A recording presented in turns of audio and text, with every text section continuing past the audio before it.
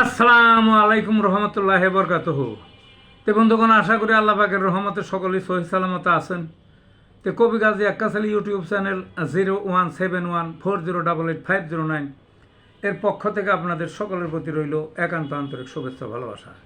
তে বন্ধুগণ, এখন আপনাদের সামনে যে ভিডিওটা রাখবার চেষ্টা করব, ভিডিওটার নাম হলো গ্যাস্ট্রিকের রোগে হোমিওপ্যাথিক চিকিৎসা। কি গ্যাস্ট্রিকের রোগে হোমিওপ্যাথিক চিকিৎসা? এই যে গ্যাস্ট্রিক তো সবাই জানে, অধিকাংশ মানুষের কম বেশি গ্যাস্ট্রিক আছেই।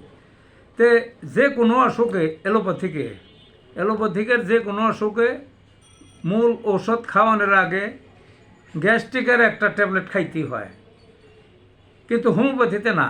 হোমিওপ্যাথিতে শুধু গ্যাস্ট্রিকের ক্ষেত্রেই গ্যাস্ট্রিকের ওষুধ খাইতে হয়, অন্য কোনো ওষুধের ক্ষেত্রে না। জিনিসটা আগে বলে রাখলাম। এখন যে কোনো ধরনের গ্যাস্ট্রিক হোক, মোকাবেলা করার জন্য হোমিওপ্যাথিতে যথেষ্ট ওষুধ আছে। তো কী কী সাধারণত ব্যবহার হয়, অল্প কিছু ওষুধের নাম আমি বলবো।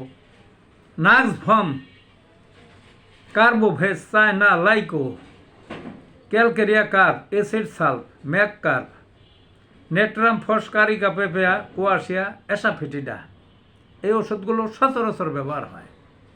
তে কোনটা ব্যবহার করতে হবে যদি না বোঝেন কিছু, তাইলে নাক্সভ্যাম 30 পাওয়ারের দিনে 3 বার খাইবেন, 1 ডোজ করে। আর সাথে সাথে বায়োকেমিকের একটা ওষুধ আছে, এটার নাম হইল নেট্রাম ফস 6X। সকালে 4টা বিকালে 4টা খাইবেন, দেখবেন যে কোনো ডায়াবেটিস সাইরা যাবে, ইনশাল্লাহ। ভালো থাকুন।